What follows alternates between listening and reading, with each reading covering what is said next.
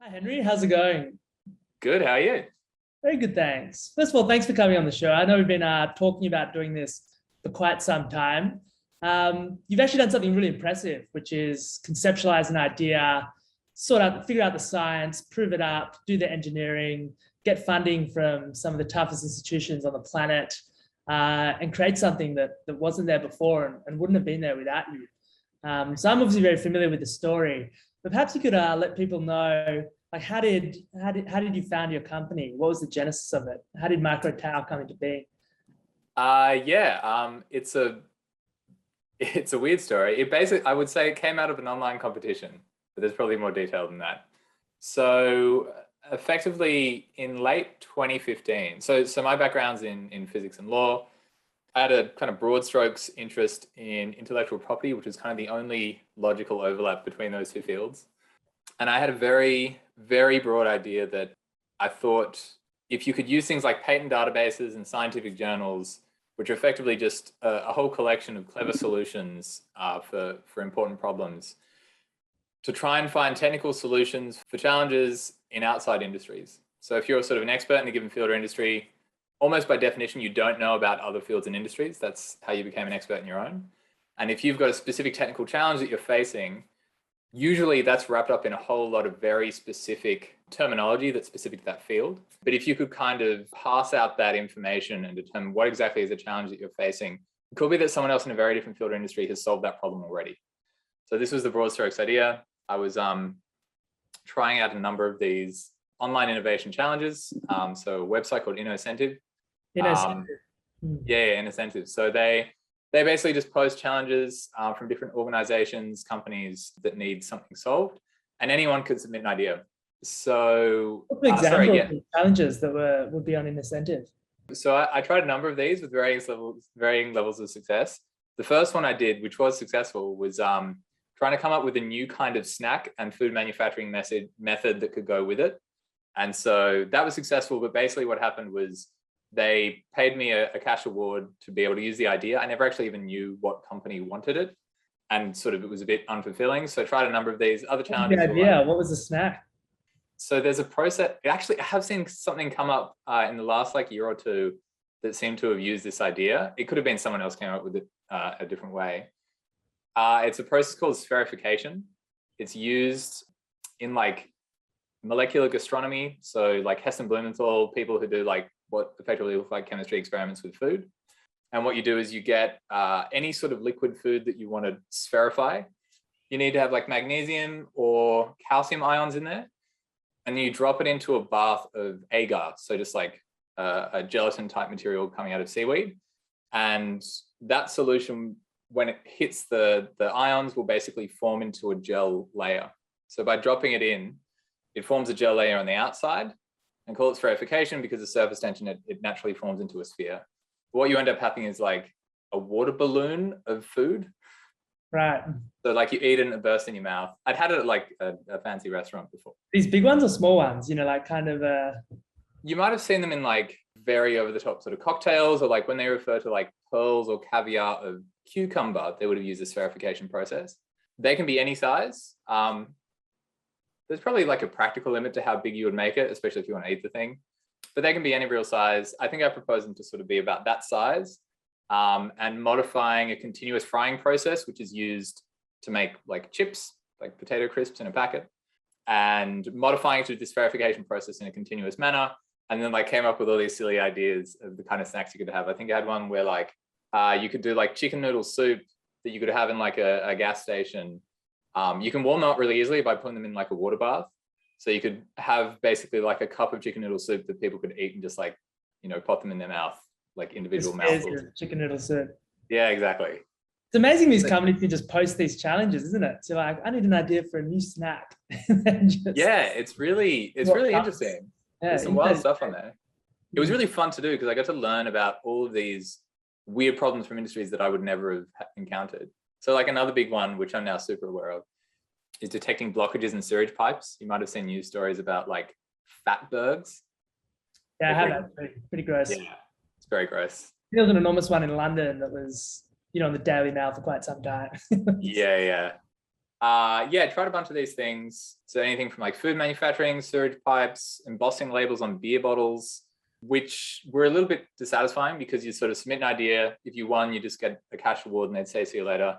Then this challenge came up from the US Air Force Research Laboratory. And they were looking for a way to save fuel on their legacy transport aircraft. So these are like the big workhorses of the Air Force. So C-17s, C-130s. The US Air Force spends $8 billion a year on fuel. And so they want to work out ways to reduce drag on these aircraft to then reduce fuel. And with that, they had a document, the state of the art of drag reduction. It's like a 200-page document. I dove really deep on that one because the specific challenge didn't have the issues of the other ones where you got to retain the intellectual property. If you won an initial award, then you got invited to try and win a contract and actually work with US Air Force and Lockheed Martin and like the world, literally the rocket scientists type people of the world to make it happen. So in that document, the state of the art drag reduction, this is a 200-page document. Yes. That's basically the question, is 200 pages. Yeah. So there were all sorts of weird things in there about different ways that people tried to reduce drag and still continue to.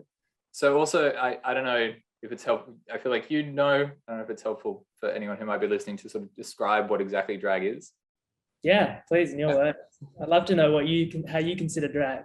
Often the simplest things are the best, aren't they? Yeah. So If it's that initial question just becomes so fascinating. It's basically if you're moving through a fluid. So if you're moving through air or water, which unless you're in space, you have to push that air or water out of the way in front of you. It's going to be a lot more noticeable in water. But basically there's water pushing against you or air pushing against you, and that is called drag. That's if there was no fluid and you were just moving at a constant velocity, you'd just keep on moving at a constant velocity. So what's slowing you down, the reason why you need to keep burning fuel to move forward, is drag. So in there was this thing about shark skin, these microstructures that you find on the skin of sharks called riblets. So have you ever touched a shark? I'm trying to think, maybe in those aquariums, those little ones where you could pet them? Yeah. But not often. It's one of my fun facts about this, but I don't know if I've ever actually touched a shark. I'm going on faith from what other people have told me. But if you touch a shark, it feels like sandpaper. It doesn't feel smooth. It's because there's all these microscopic ridges known as riblets. So these things are like long extended ridges. Spacing will vary depending on your flow conditions, but typically about half the width of a human hair spacing, or 50 microns. So they're not visible to the naked eye. But what they do is they reduce friction drag. So friction drag is a key component of drag. So this has been known, I think like 40 odd years of research, first done by NASA. It's been known and replicated many times. If you can make these structures, you can reduce drag. So you can reduce drag by up to 10% friction drag reduction. But there are also further studies in terms of specific surfaces that you find on the structures that you find on sharks, basically 10 or up to 12%. And so that's a question. So how would having ridges on a surface actually reduce drag? Because your first thought would be that actually increases it. Yeah, so totally. It's counterintuitive. So generally you want to have as smooth a surface as possible to reduce drag. That the more rough it is, the more that water or air is going to rub against the surface and push and create drag. The reason why riblets reduce drag is because of the kind of flow that happens when you have turbulent flow, which is basically once the air or water gets messy, which is the great majority of anything that a vehicle is going to go through. So about 98% of a transport aircraft is experiencing turbulent flow. If you zoom down on that micro level, you get these little vortices forming. So just like a little whirly of air. And it's really predictable based on your flow conditions, what those little vortices, they call them hairpin vortices, what kind of diameter they are. But basically that vortex is causing more movement in the air, which means you're getting more drag on the surface.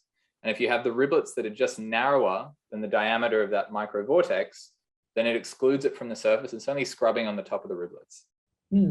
So even though you're increasing the surface area by making these little structures, which you're completely right, should increase the net drag, it's because of the way that they interact with these micro vortices, you actually get, even with the additional surface area, you still get a net drag reduction.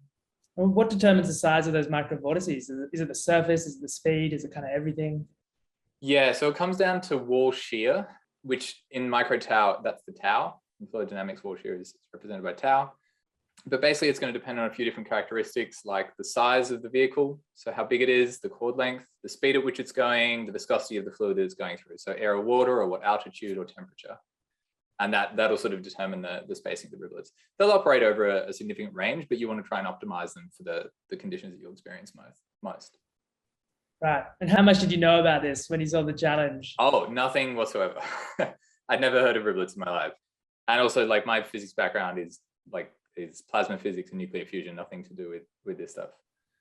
So yeah, I just read it. I saw this. It seemed quite cool and compelling, and it was known that it worked. I think one of the things that I was interested in, and sort of that background of like, can you find solutions that are already proven to then reappropriate and use somewhere else, is all about de-risking, right? It's not trying to, like, you know, coming from like a nuclear fusion background, that's something which is really, really hard to do, has never really been done before. And I really am looking forward to the day when it's finally cracked.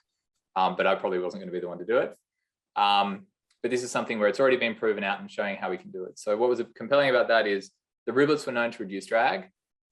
And then the trick was, how do you make these microscopic patterns on really large surface areas like you need to cover on an aircraft?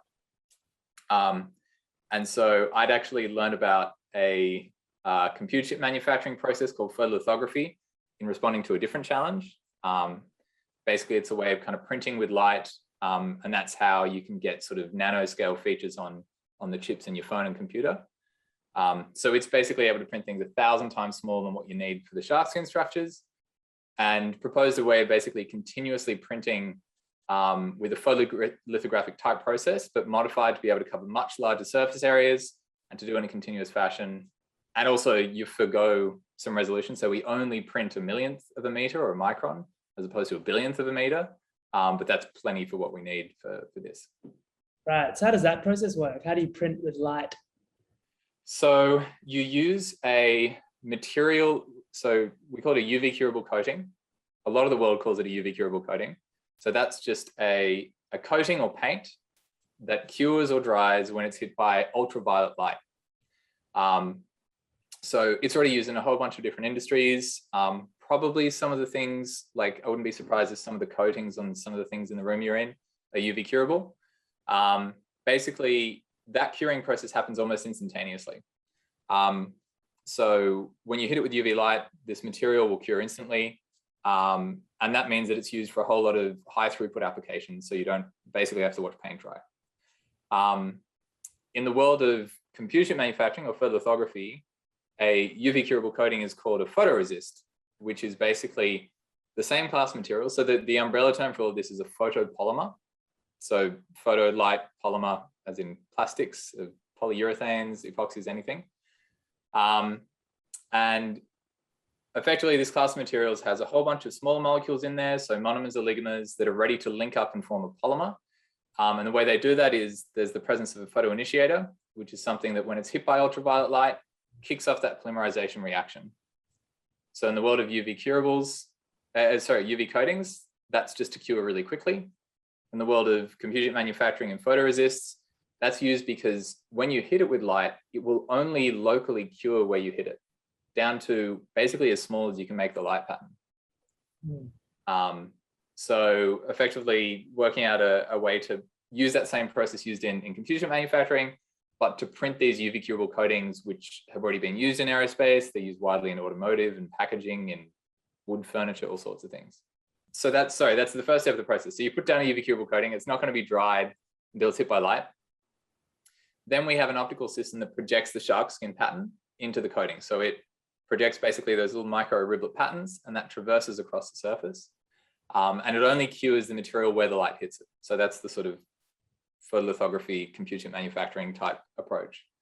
That's what lets you make any kind of shape. You just program the light effectively to hit in a certain pattern.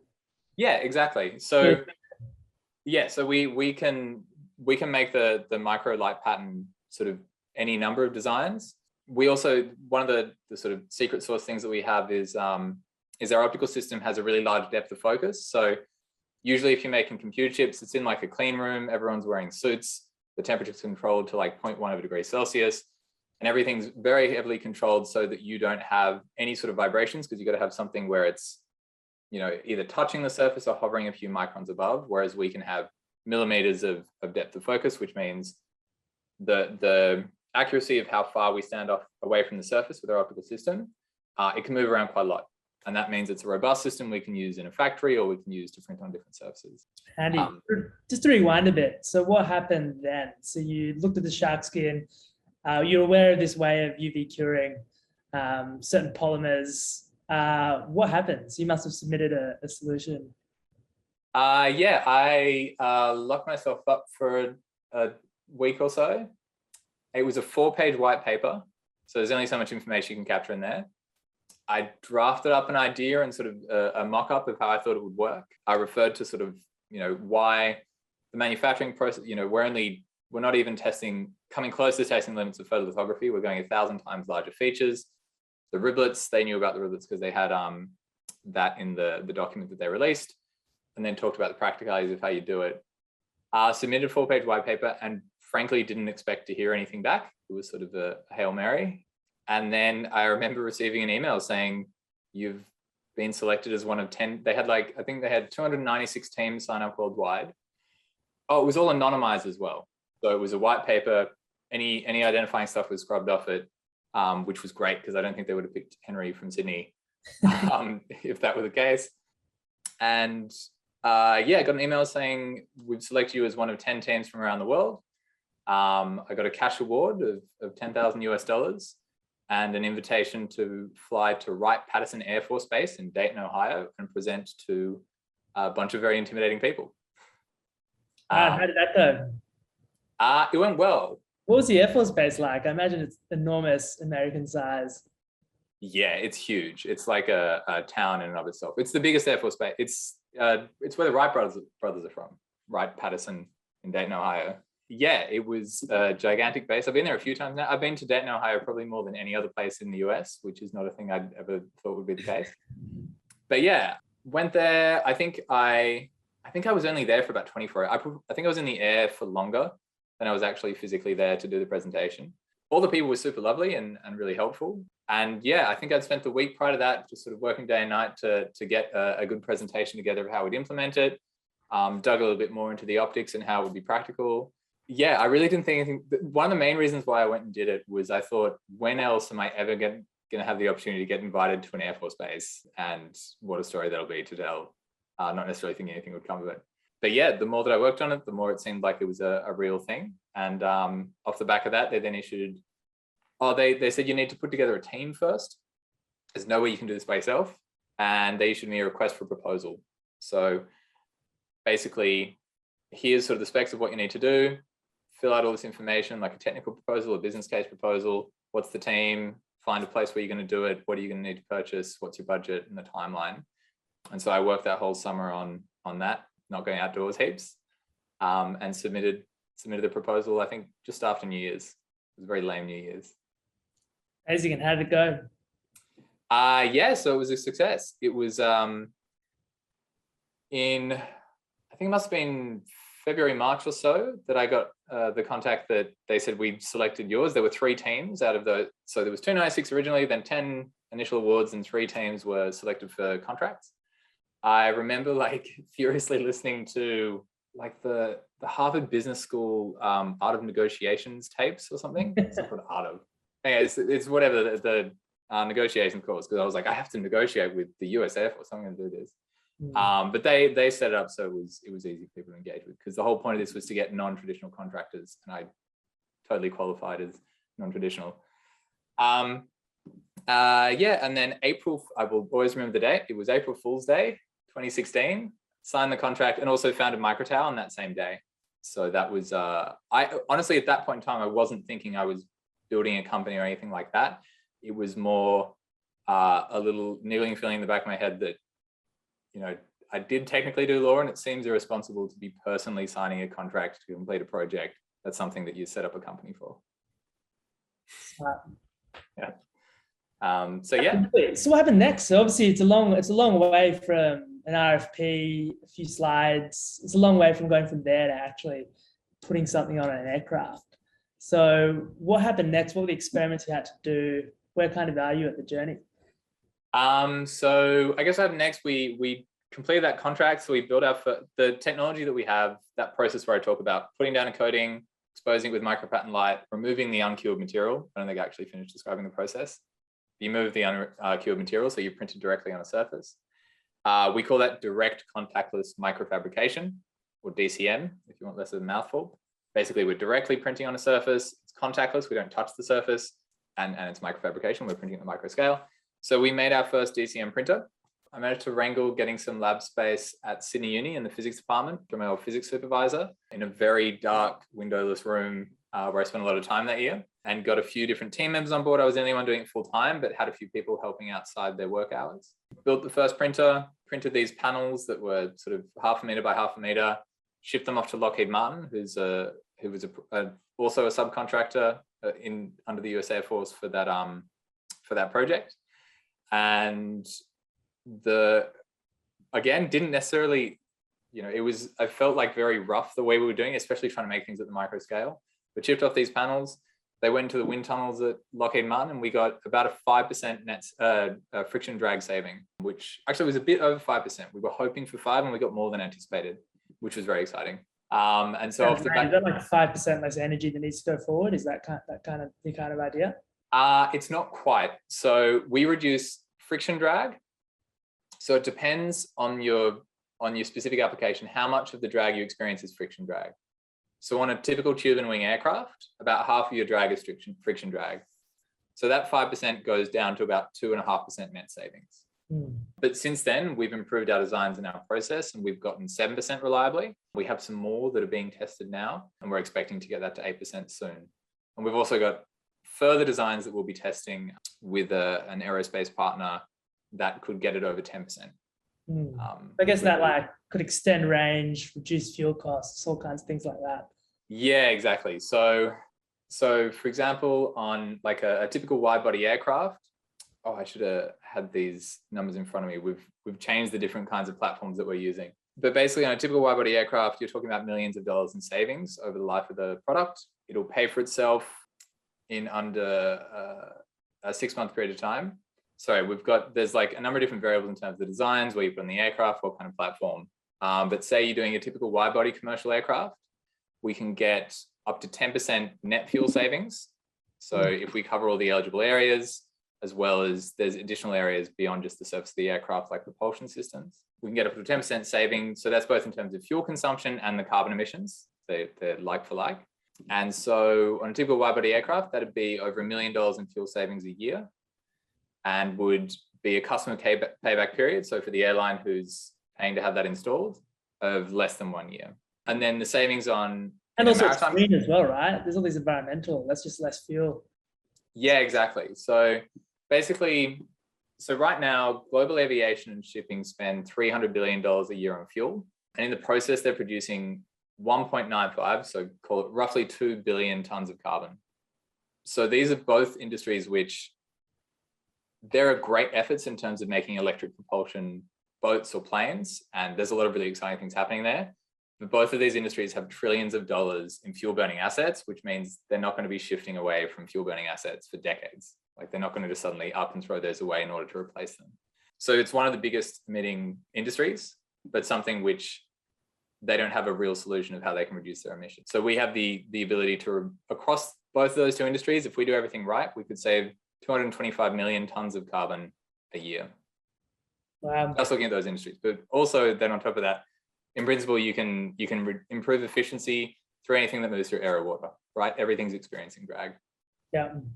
So where are you at now? Have you mostly focused on the military applications? Where most of the work that we've done to date, so we've won a number of contracts with the US Air Force. We've worked with various aerospace primes, both in terms of original equipment manufacturers, maintenance, repair, overhaul. So people are actually doing the painting and repainting of planes, and then operators themselves. The lion's share of that over the years has been in defense, but since we've grown the team and brought on some commercial people in the team, which is great. So I don't necessarily have a commercial background other than what I've kind of learned on the fly. We've done a lot better in terms of focusing our strategy and making headway in commercial aviation, which is where the real impact is. There's a lot more planes being flown. They're in the air for a lot longer. They're consuming a lot more fuel, and they're spitting out a lot more carbon. So we've made some headway with in the commercial space, both in terms of original equipment manufacturers, maintenance, repair, overhaul, and operators. And we're working with a number of people at the moment to get this on planes. So kind of the roadmap of where we are now is we've got a small manufacturing facility producing this film here in Sydney. We are first launching that on unregulated aircraft. So you're probably aware that aviation is a heavily regulated industry. And so we're launching the product on unregulated aircraft first. So that's smaller planes, which have certain certificates associated with them. So like experimental aircraft or smaller unmanned air vehicles, kind of anything under 150 kilograms doesn't require going through the sort of formal certification process. Yeah, unmanned, like drones, you mean? Yes. Yeah. So drones that are under 150 kilograms, it's something which is probably going to change in sort of the next in about 5 years or so, that those will become more regulated. But basically aviation authorities are kind of working out how to deal with this whole new class of flying machines that they didn't have to deal with a few years ago. So most of the regulation around that is around operating it. So do you have a drone? I think I bought one once, but I haven't used it. I'm sad to say. Okay. I don't have a drone. For some reason, maybe because you're near the water, and I just assume that. I once had a good friend of mine, Randall, had a drone and used to take a lot of photos with it. Okay. So most of the stuff around those drones, most of the stuff when it comes to regulation around those drones is ensuring that they're operated safely. So I know when near airports, there's certain rules around private property, but it's not in terms of the actual drone itself. Like you could just build a drone yourself and fly it. That'd be fine. You can't do that with an airplane. So basically launching on unregulated aircraft. But then we're partnering with some key partners who I won't necessarily say the name of on the podcast just yet because we haven't necessarily got approval to share that publicly. But we're very excited about the partners that we're working with, who we're partnering with to roll this out on a wide body aircraft. So that's like a 787 or a 777 or something that carries a lot of people and flies a long way. And so the moral of that story is we're very much focused on commercial aviation now. And that's where we need to go. And that's where we'll have the biggest impact.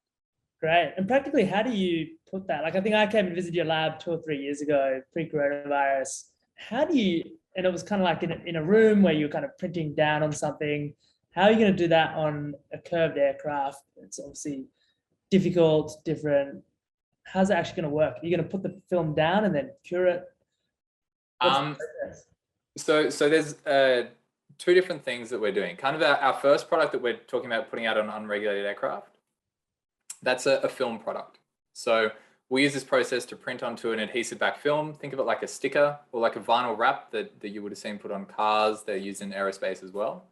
So we prefabricate it, then it's applied by hand to be stuck onto the surface of the aircraft.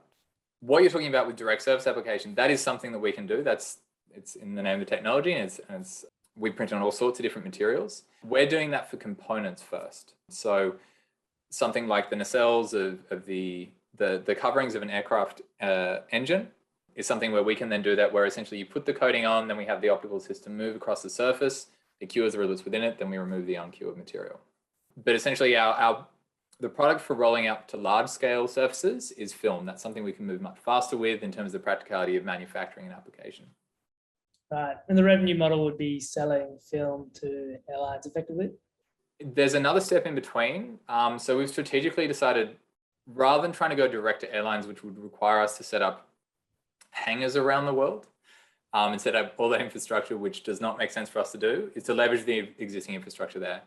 So basically our customers are the maintenance, repair and overhaul providers. We call them MROs. MROs are usually an airline operated MRO. So an airline can own a maintenance, repair, overhaul outfit, which it does its own planes, can also do it for other planes. Or an original equipment manufacturer, say like a Boeing or an Airbus, also has an MRO arm where they can then service and maintain airline customer aircraft. So what essentially happens is we sell the film to the MRO, and the MRO then applies it to the aircraft customer, to the aircraft of the airline customer. So that allows us to more effectively cover a lot more aircraft in a shorter period of time. And also one of the key things that we want to do is to integrate with the existing maintenance cycle that aircraft are already going through. So there's A, B, C, D checks that happen on different periods of time. And we want to be able to apply this so that it doesn't add any additional ground time for your plane, because any time that your plane's on the ground is costing you money. Right, so you could apply this to the existing aircraft fleet. Yeah. So the whole point of this is to go on existing aircraft. So as I was mentioning before, there's trillions of dollars of assets that are producing gigatons of carbon every year. And these things can't transition away from fossil fuel sources for a long time to come. So to make the biggest impact in terms of carbon, also in terms of fuel. So there's a lot more planes and boats in existence than there are getting built every year. The whole point is to be putting this on and retrofitting them. We obviously want to put on new aircraft as well, but by fitting into the maintenance cycle so we can integrate on existing platforms, existing planes, that's where we have the biggest impact. And what's the process to getting that approved in this very highly regulated industry? Yeah, so it's called, I won't go into too much of the details because it's probably boring, but I can give you sort of the high level overview. Perfect. So CASA, Civil Aviation Safety Authority here in Australia, or the FAA in America, EASA in Europe. If you have a new plane that you want to launch, you need to get what's called a type certificate. So a type is a type of aircraft. There's a whole series of tests that you have to undertake, and then it's considered airworthy and you can fly it. To make a meaningful modification to that aircraft, you have to get what's called a supplemental type certificate, or an STC. So the process which we're undertaking to do this on a wide body aircraft is, first, we make sure that the product is completely safe and performs really well. And we can actually, as I mentioned before, increase the performance on top of what we've already got. And we're doing that by launching in unregulated platforms, as well as doing a sort of standardized materials standard tests in a lab, which simulates what it'll experience over multiple years of flying. Then you go and get a flight approval plan approved by the aviation authority. So you say, this is what I'm going to do to put on this plane. They approve the plan. You undertake the flight tests. That flight testing process usually takes about a year. And at the end of that, you've got an STC, which says you're allowed to put Microtaus, riblets onto a 777. Wow, and then you're away. So it's actually not as far away as it seemed all those years ago when we first started talking about this. Yeah, I think one of the big things for us was like from day one, it was basically just trying to deliver to this crazy contract that I couldn't believe I'd found myself having won, to winning further contracts and delivering on those, and then thinking about, okay, what's the broader strategy, and bringing the team members on board who can help with that. I think it was really having the resources and the time to actually pay attention of, okay, how are we actually going to get this done? What's the most efficient way of getting it done? And doing the really fun job, which I have to thank Dylan, one of our team members, who did a lot of the hard legwork there of really finding out all the information of getting regulatory approval. Wow. But yeah, we've got a real plan to get out there. I'm excited. Exciting. I guess a lot of the funding you've got has been grant money. Is that correct? So contract revenue and grants. So we've had $2.5 million. Undiluted. Yeah, exactly. So we've had $2.5 million in contract revenue to date, a couple of million in competitive grants that we've won. And then we did a small sort of friends, family convertible note, which we actually had done that. The reason for doing that was we won a competitive grant from the federal government called an Accelerating Commercialization Grant, but it's match funding. So that's sort of all the capital raising that we've done to date, but basically bootstrapped until now. Or I think that first raise was done last year. Year before last. Super impressive. How do you think that ecosystem is? Obviously you brought technology from effectively the lab, or basically idea, and then very late stages of commercializing it. Do you think there's a lot of support? Obviously it was a tough journey. You had to solve a lot of problems. How do you feel about that? And are there any ways you can think of improving it? In terms of like the ecosystem in Sydney or Australia? Yeah, to support people like, I guess, where you were 3 or 4 years ago. Yeah, I think there's a lot of really good programs. It's something which frankly, I didn't tap into early on, because I came to this through a really bizarre way of like winning a contract with the US Air Force, which is not the logical order of operations. And then the first thing I reached out to was this Accelerating Commercialization Program. So federal government program where they get different people from industry who are contracted on to help be advisors. That was super helpful because I didn't have like a commercial network or anything or any experience there. So that was helpful in terms of meeting different people and getting advice. And then the more that we've kind of found our way into the ecosystem, the more support there's been. So we've got a number of really helpful advisors that have helped us along the way. I'd say probably the most difficult thing is there's a lot of support. I think it's changing. actually, I think it's changing a lot in the last year or so. There's a lot of support often for like software-based companies, and sort of that almost a startup was interchangeable with saying that you're developing an app of some sort. Whereas there's a lot of really specific and difficult challenges in doing what is now I've learned is called deep tech.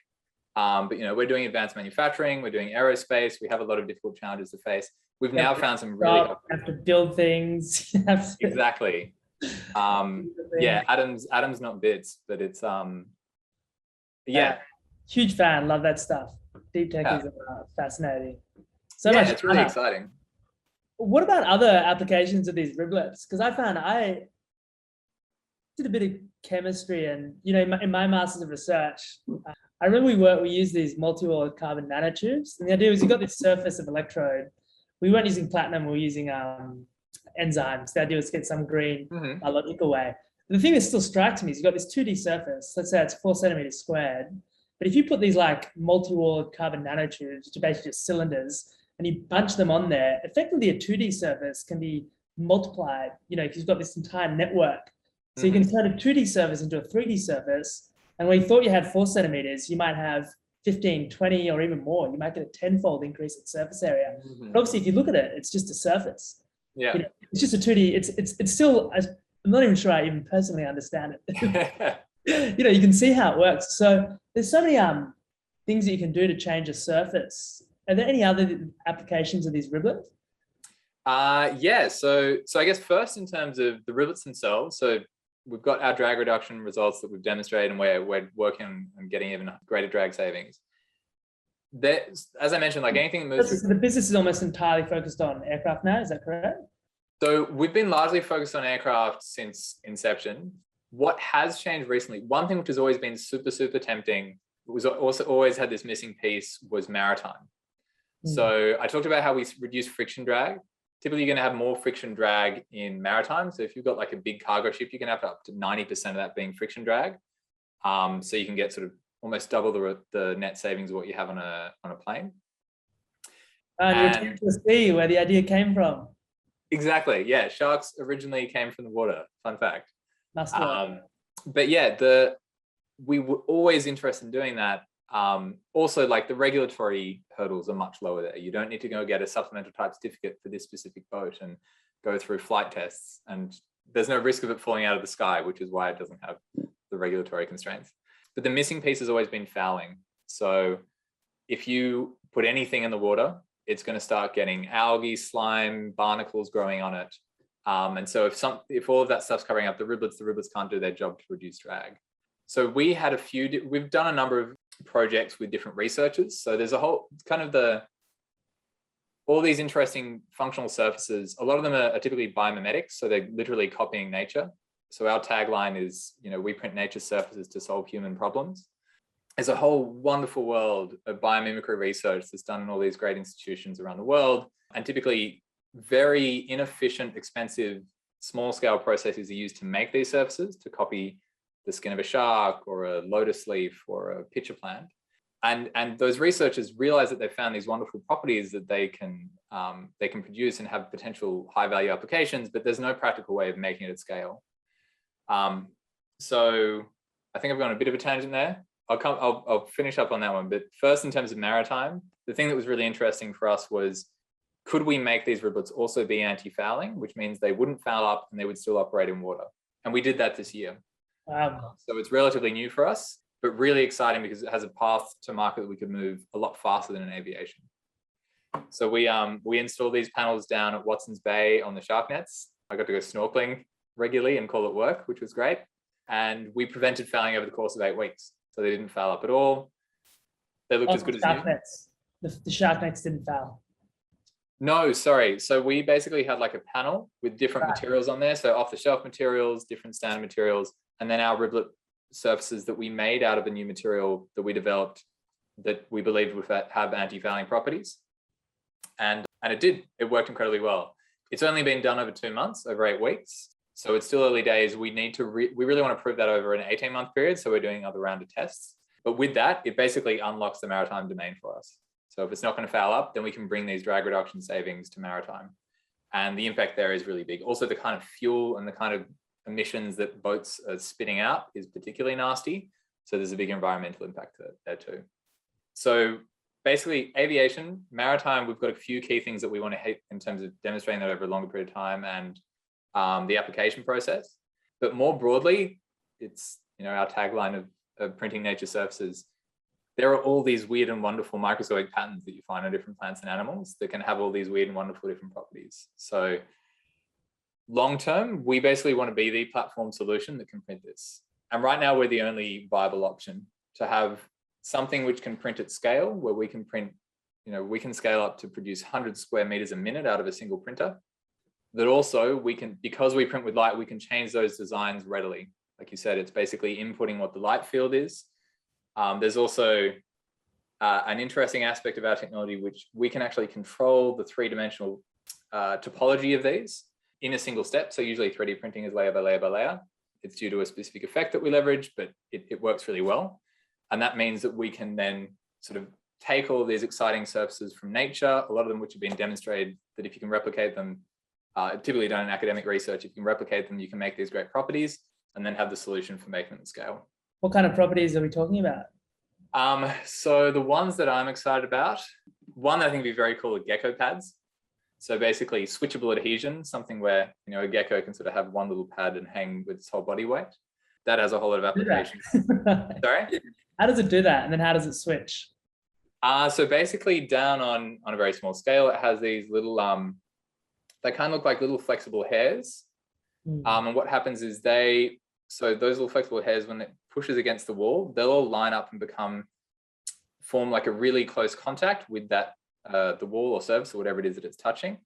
And then because it's so close, my understanding, I have to check the details in this to make sure I'm saying it correctly, is that because they're so close that actually the van der Waals forces between the gecko's pad and the surface are strong enough that it basically has such a large amount of contact area that it's able to produce a huge amount of friction force. But the way that it switches is literally just by lifting up, and then all those little hairs bend back and that surface contact is no longer there.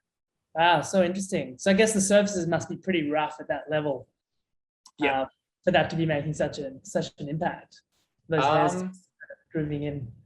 I actually don't think it necessarily has to be rough. I think it can do it against a flat surface as well. I think all of those hairs,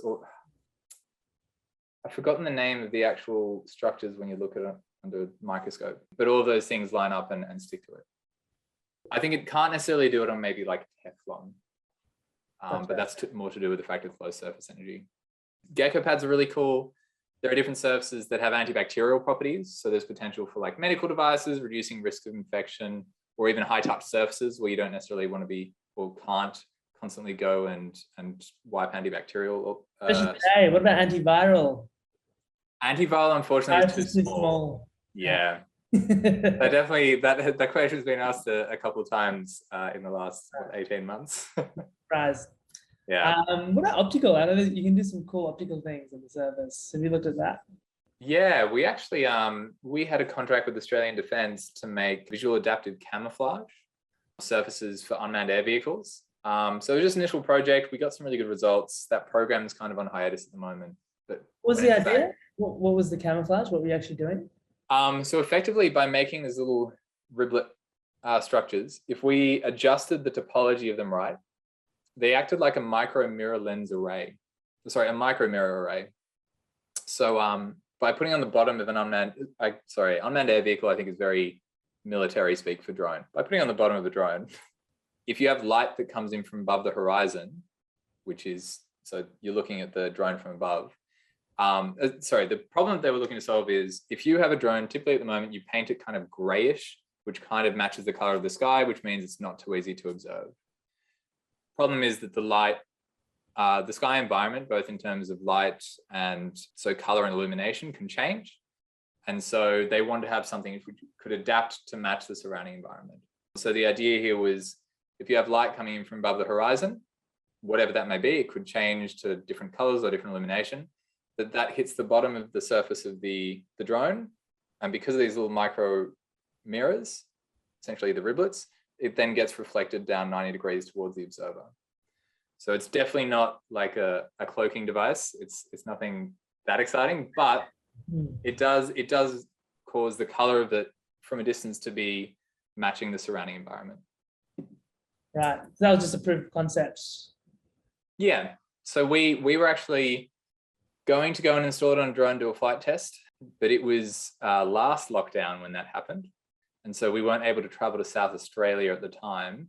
And so instead what we did was sort of a simulated version of that, where we put in a high spot, we kind of shone a projector with different videos of sunsets, blue skies, things like that, and observed it from below. And it worked really well. But that specific program with Defence is on pause at the moment, but we're definitely keen to pursue it further. Right, exciting. Can you change, there's things you can do with color as well, is there? Is that something you can do with? Yeah, you can do, there's structural coloration. Sort of the classic one is the blue morpho butterfly, which has this like crazy iridescent blue. That typically needs to be more at the nanoscale. It's got to be on the order of the wavelength of light. I think it's 400 odd nanometers. But they're used in things like dichroic mirrors. So that's not so much what we're looking at. The other ones that we've identified, and we've sort of had a few different projects to explore some of these, but our focus for the near term really is drag reduction. Namib beetles are really cool. So these are like desert beetles. Desert beetles. Yeah, it's a desert beetle called the Namib beetle. And it's in the Namib desert, incredibly dry environment. And it kind of like sticks its bum in the air and has these little microstructures on it with, I think, alternating superhydrophobic and hydrophilic surfaces, which can basically harvest water from the desert air.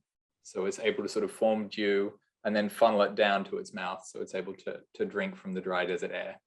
So there's cool applications in terms of water scarcity. And we've had some cool things that we've done in terms of like kind of capillary action type stuff. So being able to get water to flow in different directions or move in certain ways by. Yeah.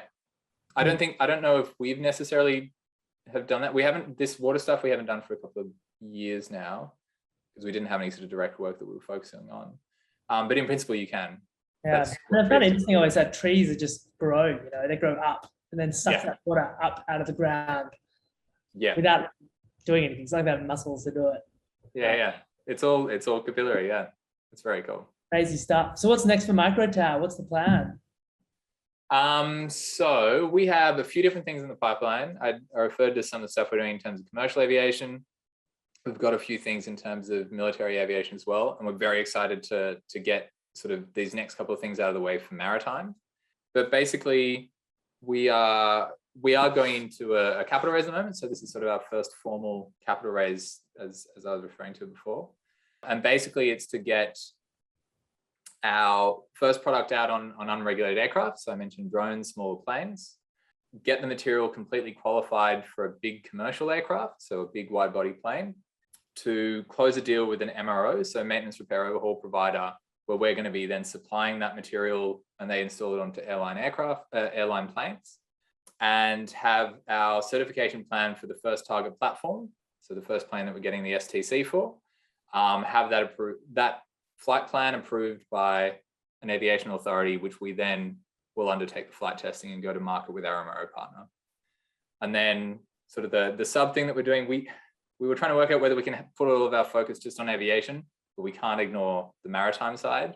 Right. And so we're demonstrating that anti-fouling over a longer period of time. So over an 18-month period, doing a test patch on a customer vessel. So we're working with a domestic commercial operator who those kind of fuel savings are really meaningful to them, and get a deal to put on a whole boat and then fleet. Wow, that'd be quite a set of achievements. Yeah, it's exciting. I think we've done a lot of really good stuff. Do you have the team ready now? Like, what's the? Yeah, we've got a really good team. We're definitely going to be growing the team a lot with this raise. So pretty much doubling, not quite, but almost doubling it. Where are you now in terms of people? So we've got 9 full-time and another 4 part-time and contractor work as well. And we'd be adding about 11. So that's across getting all that material qualified. We're increasing our manufacturing capacity. So to be able to support the unregulated customers, but also have enough film that we can do our full flight certification tests and be ready to go once that plan's approved. We're also bringing on some more in terms, an extra team member or 2 actually in terms of business development, so that we can, we've done a lot with like a small team. Originally it was only me doing business development. Now we've got Candice and Dylan who are doing excellent work as well. but bringing on some sort more domain expertise to make that happen faster. Amazing. Hey, I'm super excited to see the story progress. Yeah, I'm excited too. I think we've got something exciting is happening soon. We've got our first manned flight test by the end of this year, assuming that we are let out of lockdown in the anticipated time frame. So it's with a pilot called Matt Hall, who's the Red Bull Air Race World Champion. And he's in Lake Macquarie. He's got a few planes there, but he's got his race plane and a hangar there, and we're going to go put it on and take it for a flight, which is going to be very fun. Super exciting. Have you looked at InnoCentive for any other challenges lately? Yes. No, early days I still was sort of hooked on looking on them, but my plate's plenty full with Microtau. Excellent. Why don't we wrap things up there? Thanks so much, Henry. Yeah. Fascinating story. Love to support it. Thank you for having me. Yeah, thanks a lot. Great. Good luck with it. Cheers.